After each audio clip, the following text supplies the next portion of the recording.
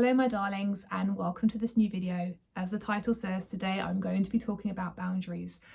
I try to listen to what the universe has to say, and the other day I had an amazing conversation with a friend about various aspects of boundaries, and I just thought, yes, this is the video I need to do next. Now I want to say, as a starting point, this video may be hard for some people to watch. All I can say is any form of healing work, you're going to come up against messages that are hard to digest. And I want to just acknowledge that for a second and recognize that it's okay if you feel that way. Healing is not easy at all. And sometimes hard truths are needed, but sometimes it kickstarts us into like, oh, that really hurt. Geez, don't want to feel that again. What can I do to make sure I don't? Some people may watch this and go, already done the work.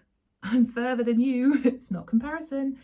But this video may be hard hitting for some people, but I hope that you take away something. Also, this video is not about shaming anybody of any caliber, no matter where you're at with your boundaries journey. It's not about shaming. There's no right or wrong. This is just from my understanding, my experience, and my knowledge on boundaries and so forth. And I hope that this video helps you. There's a couple of tools that I'm going to give you at the end of the video that you could use if you consider that this is something you want to work on. And I will be doing videos in the future of these sorts of things. So boundaries. Why do we have boundaries? We have boundaries in place to keep ourselves safe, to keep ourselves, to preserve ourselves, to protect ourselves, to show that we love ourselves, to stop us being manipulated, to stop us being abused, taken advantage of, etc. But as adults, a lot of us don't realise that actually our boundaries have been established from a very young age. So we establish our boundaries, as I said, between 18 months and 3 years as a toddler. And often the boundaries of our primary caregivers, or the boundaries that are modelled by our primary caregivers, ultimately end up being the same boundaries that we model as adults. Often though, unless the primary caregivers have done a lot of work on recognising themselves and becoming aware of their conditionings before having children, they will often be unconscious boundaries. So let's give an example here. And I will point out the fact that speaking about either parent of my parents in these videos is not a problem. I've done enough work that my parents are both aware that I'm doing this work, and I don't think either of them would be taking offence to this. They're probably like, oh, Jen's talking about this again. We've done this. And I'm very privileged that I have that luxury of being able to speak to both my parents about these situations and these thoughts and feelings, to come up and have an open conversation without them getting offensive and so forth. It's amazing. And it also shows how amazing it is for them to be receptive to taking criticism. Because some of the stuff I have spoken to them about is quite, it can be for some people quite an ego, stab to the ego. Growing up, I had two parents who showed two very different styles of parenting, but ultimately modelled the same boundaries to me. My dad was controlling because of his upbringing, his very chaotic upbringing.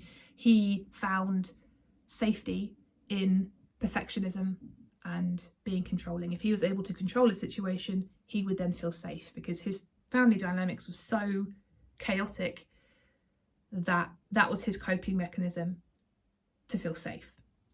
My mum's family dynamics was suppress your emotions. Children shouldn't be seen. Children shouldn't be heard. The father, my granddad, my word is the word, the be all and end all. Like, whatever I say is true. Whatever you say is not true. So suppress your feelings, suppress your emotions. Everything you're saying is wrong. Deny, deny, deny. So my mum is an emotionally available person. She loves as much as she possibly can, but she finds it very difficult to open up.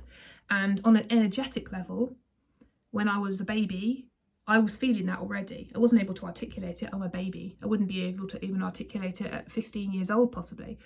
But as a baby, I was met with a barrier, a boundary of like, oh, I'm not getting any love here. Like, she's showing me love. Like, she loves me. I don't deny for a second my mum doesn't love me, or didn't love me then. Like, she loved me as much as she could. She did everything she could for me.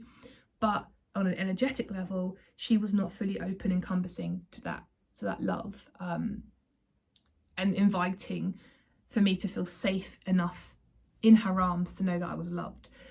So I grew up recognizing there was two separate boundaries. Now, as I grew older, I internalized the story, and I'm going to talk about story internalization later on, because that's a really big part of how we feel about ourselves as adults.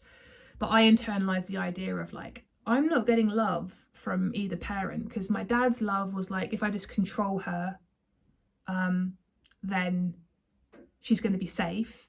But that would mean that every time I did something wrong, I would get told off. And then when I did something right, I would get rewarded. So I learned that, oh, okay, these are the things, you know, I need to make sure that I do these things in order to be loved from him. And then from my mum's side of things, it was like, oh, what can I do to get love? I'm just not getting it. No matter how much I do, no matter how much I change myself, no matter how good I am, or how quiet I am, or how whatever it is, I'm just not getting it from my mum, the level that I needed to get.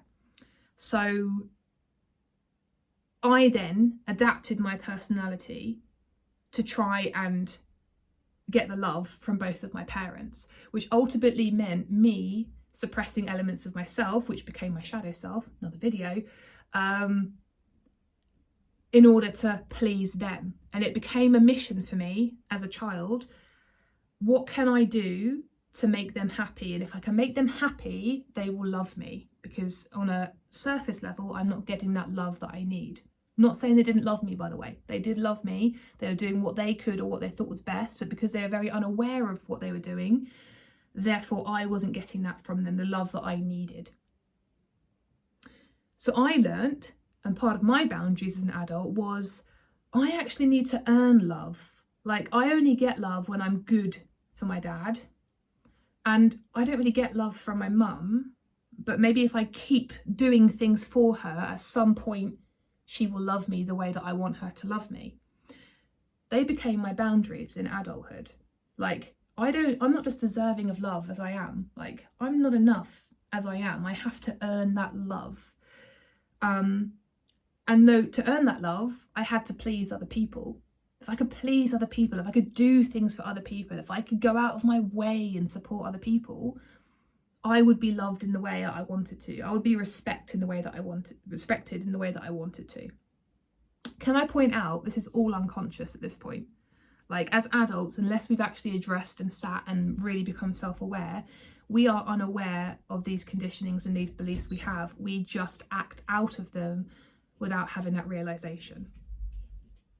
And depending on your upbringing can depend on your boundaries as an adult. So some people, because of their upbringing, because of their conditioning, they learn that rigid boundaries equal safety. So they have really, really strong boundaries to stop people from getting too close from them. That's their safety mechanism. If I can just keep everybody away, I won't be neglected, I won't be abused, I won't be abandoned, I will be safe, and so forth. Ultimately, that causes you to feel isolated. That causes you to not be able to be intimate with people. And when I say intimacy, by the way, another video, I don't mean sexual relations. Like, people mistake sex for intimacy.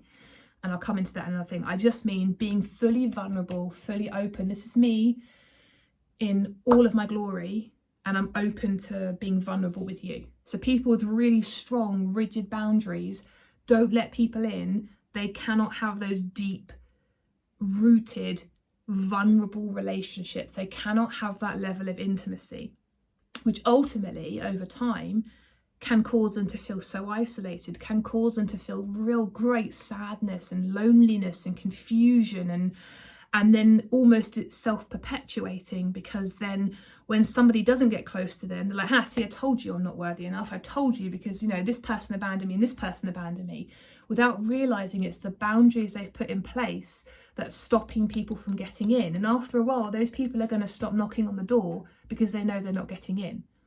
So people have an unconscious, have these unconscious, deep, rigid boundaries with no flexibility, no sort of like nothing to let people in, which is, you know, obviously in the grand scheme of things, as we are interrelational species that love connection with other people, we you know, we will find ourselves feeling lonely and sad and so forth because we're not realizing our boundaries are, as I said, self-perpetuating the very notions that we're trying to protect ourselves from. Whoa, heavy. On the other side of things, myself included, maybe not extremely, but we feel that boundaries keep people out.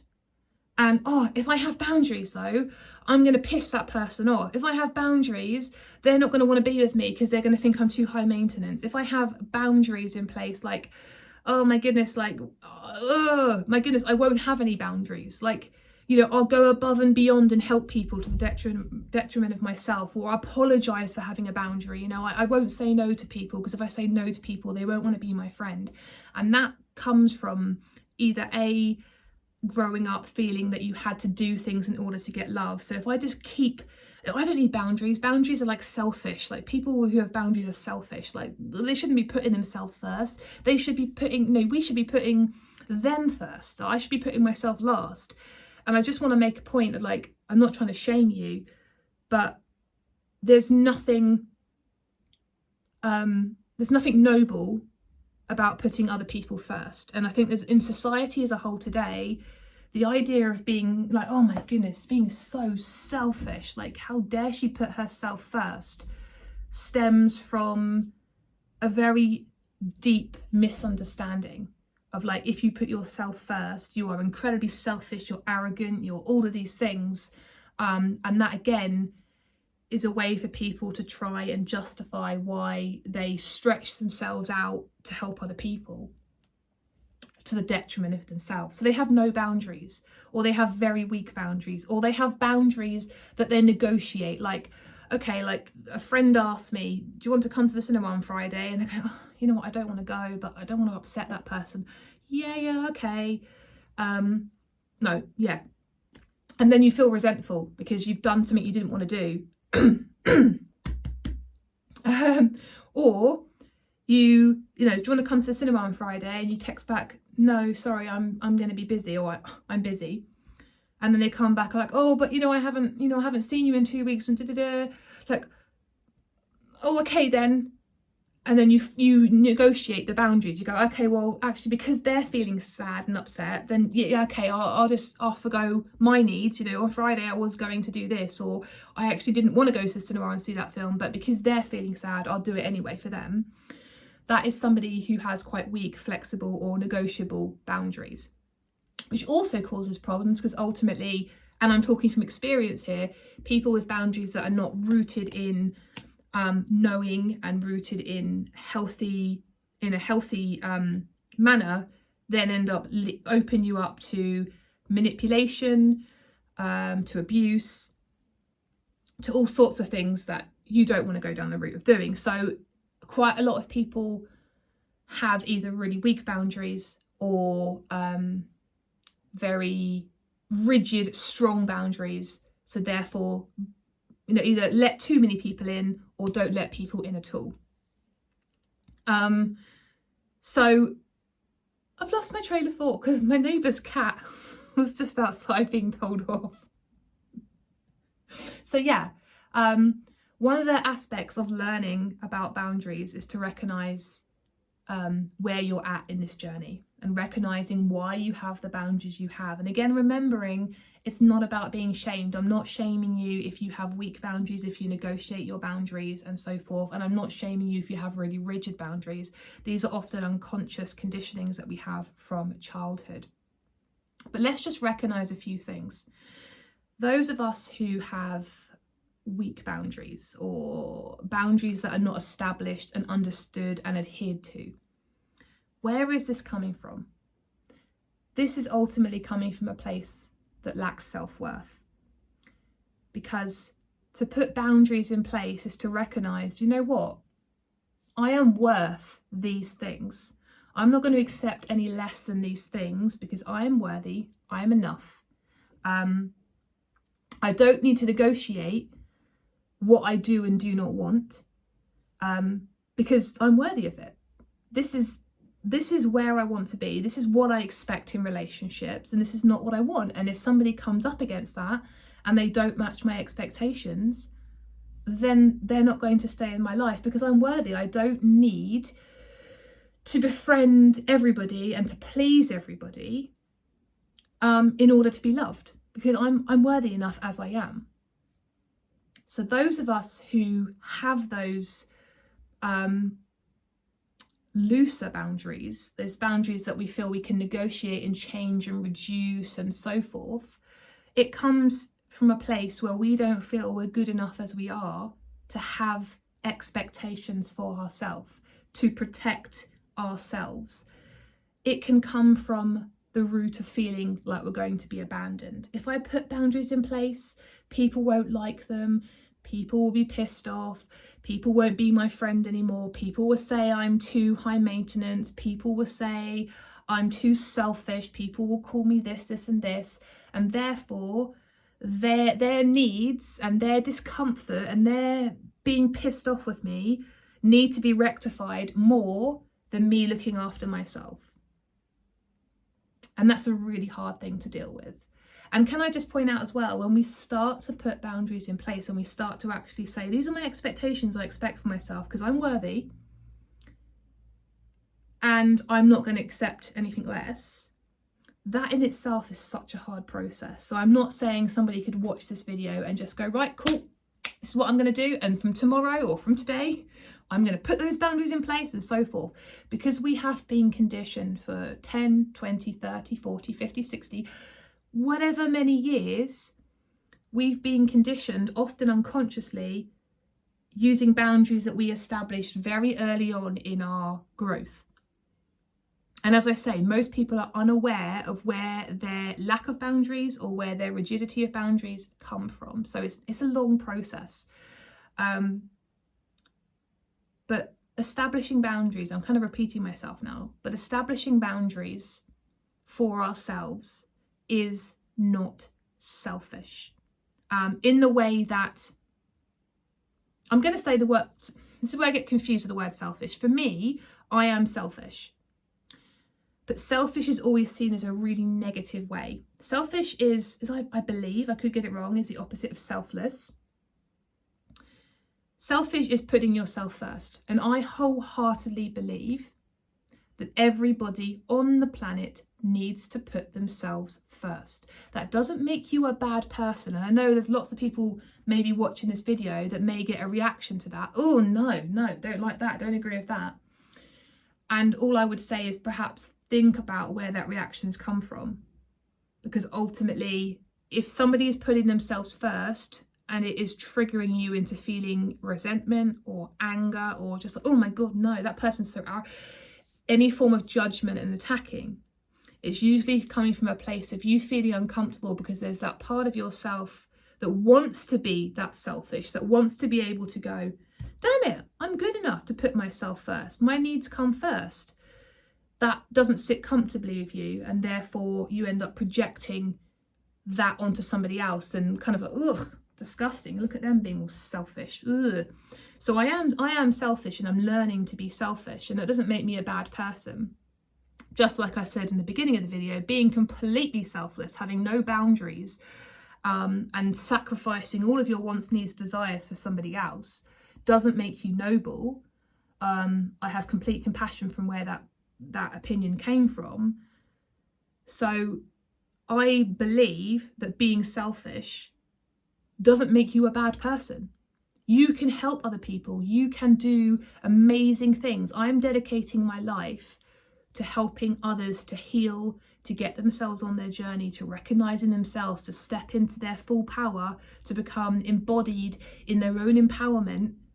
But at the same time, I will put myself first. And in putting myself first, I am teaching myself that I am worthy, that I am lovable, that I am enough, that I'm good enough exactly as I am.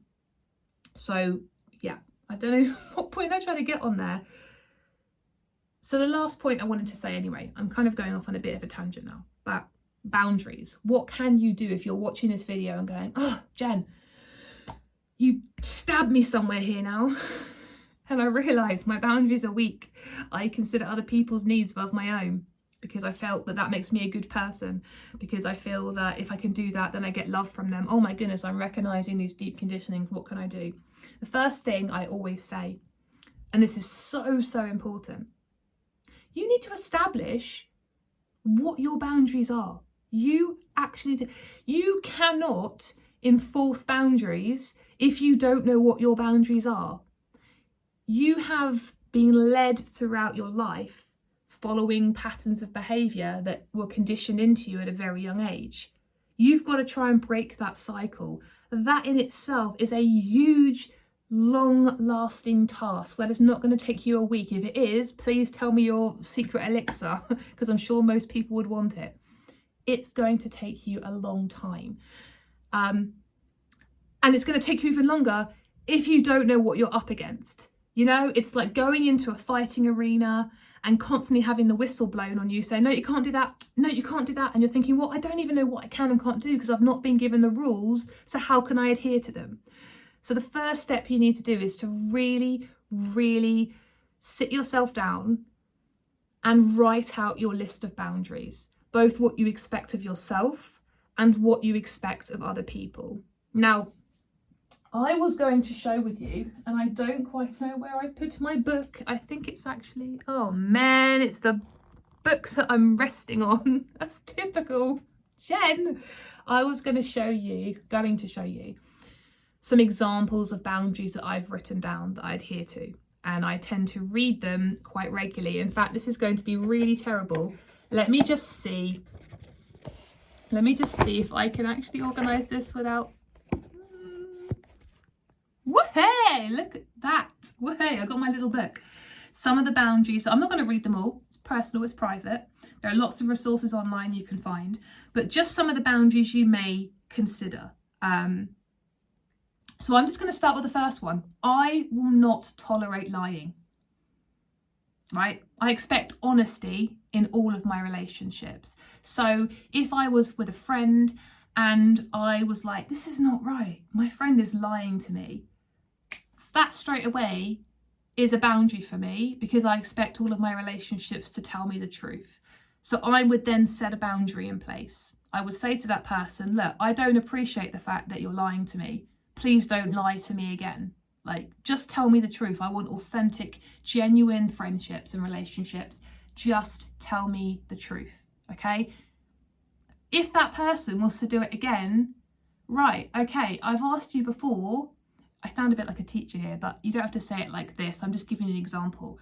I've asked you before not to lie. You've just lied to me again. You know, if you're going to lie to me again, I can't continue this friendship. I can't continue this relationship. And if they do it again, that's it. You make the ties and you cut it, no matter how difficult it is. You cut that tie. You stand by your boundaries, and you know why you put that boundary in place to protect yourself. Okay, that person does not respect you if you've laid a boundary down and they have overstepped that boundary. Remember as well, this is a really cliche thing because you hear it a lot online, but those who get pissed off at you for setting boundaries are the people who will most likely manipulate you, overstate themselves in your life, who enjoy you having low boundaries because they get more out of you that way. These are the people that are more likely to abuse, to neglect, to lie, to manipulate, to cheat, because they're like, that person's got low boundaries. I can overstep them. I can negotiate those boundaries out the way for my own pleasure. These people don't respect you. These people don't like you. These people don't love you. So therefore, don't respect them or disrespect yourself by allowing them to keep overstepping and overplaying in your life. Ultimately, when you have some people in your life, or you have people in your life that overstep your boundaries time and time and time and time again, they are the people that cause you suffering. They are the people that cause you to feel the lack of self-worth even more. They are the people that don't let you feel safe in your friendship groups, in your family, and so forth. And ultimately, you keeping them in your life, you're not benefiting from them.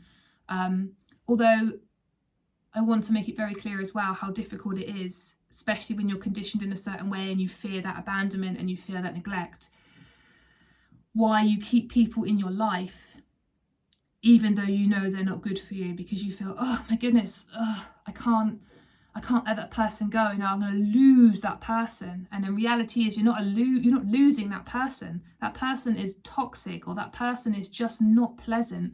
You are escaping from them. They don't deserve you in their lives. They don't respect you, therefore they don't have you. But again, I'm talking from a place of having done a lot of work myself and so forth.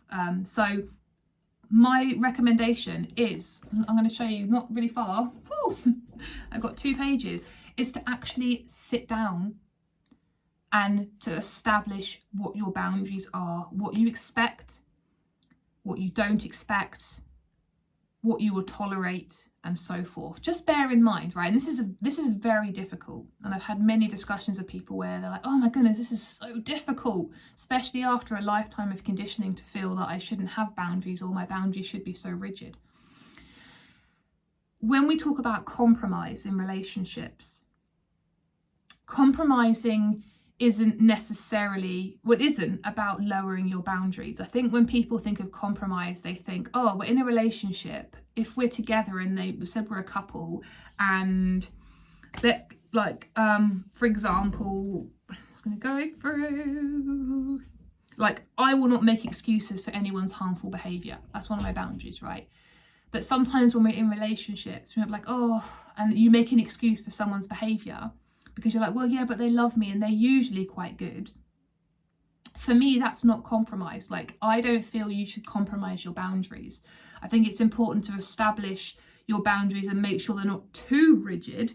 You know, like, I will not tolerate lying. And then, for example, you go to the fridge one day and your vegan cheese has been eaten, or the last little bit of your vegan cheese has been eaten, and you ask your friend and they're like, no, I didn't take it, and then later on you find the wrapper in there. I mean, that is a lie. But I would say then not to go, oh my god, get out of my house, I'm cutting. Like, there is a difference between rigidity and obviously like having no boundaries. But when it comes to compromise in a relationship, I don't believe that you should compromise your boundaries. Compromise or collaborate. I like to use the word collaborate rather than compromise. Maybe it's just a choice, word choice, doesn't really make much difference to me. But yeah, when you're collaborating in a relationship or a friendship, I think it's just about, I've gone off on a tangent and I've kind of lost my train of thought. It's just It's just about establishing what your boundaries are and ensuring that they're not negotiable with somebody else. Because if you're negotiating your boundaries with somebody else, you're basically negotiating your self-worth. Like, my self-worth is like worth less for this, like, this person. I'm going to lower my boundaries for them because my self-worth should be less for that person, because they should, you know, they're expecting less from me, so I have to give that less. And it's like, no, it doesn't work like that. So yeah, I've gone off on an absolute tangent. But first thing is establishing what your boundaries are. Sit down, spend some time, come back to it time and time again. Research on the internet. There's so many resources you could use. There's so many great books if you want to dive into your boundaries in even more depth in this video. Establish what your boundaries are.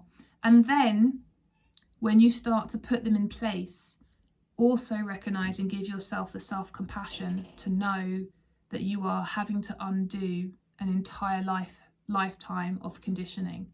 So it's not going to be easy. You will slip up at times.